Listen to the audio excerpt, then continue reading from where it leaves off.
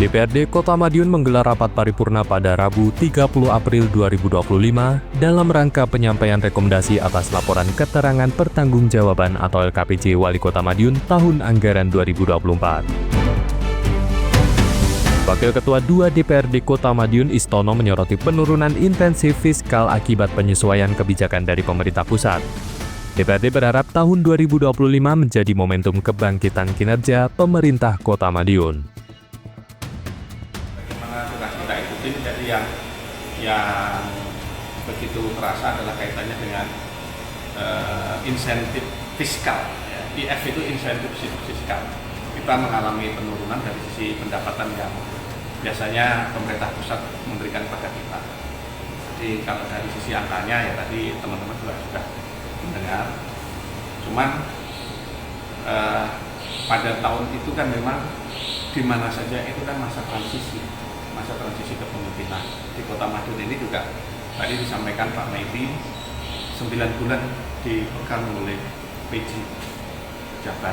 Nah, karena itu memang mungkin geraknya itu memang ya berbeda ya antara PJ dengan kabinet itu kan memang beda. Satu karena ya masa transisi, dua ya karena butuh adaptasi dan sebagainya. Namun demikian saya yakin semuanya masih dalam konteks normal. Sementara itu, Wali Kota Madiun Maidi mengapresiasi atas rekomendasi yang diberikan legislatif. Ia menyebut rekomendasi tersebut akan menjadi perhatian serius pemerintah kota. Ia juga menyoroti kondisi pertumbuhan ekonomi di tengah penurunan secara nasional dan provinsi. Kota Madiun justru menunjukkan pertumbuhan positif. Oleh karena itu, ke depan rekomendasi akan menjadi perhatian penting bagi saya, sehingga jangan sampai kalau bisa rekomendasi itu akan bisa kita wujudkan. Karena apa? Ini memang secara nasional seperti itu, tapi ya itulah yang nantinya akan kita lanjuti.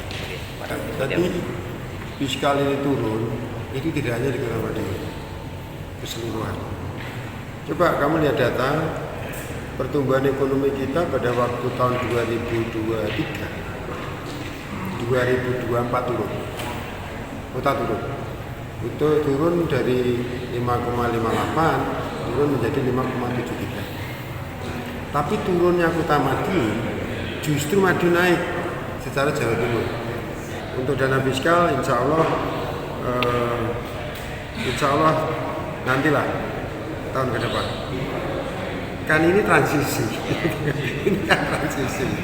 Ini transisi tahun pemilu dan anggaran semuanya pileg, pilkada, pilpres, dan anggaran kita sendiri juga banyak digunakan untuk ke sana. Insya Allah tahun depan akan kita gas dan akan lebih banyak dan lebih besar.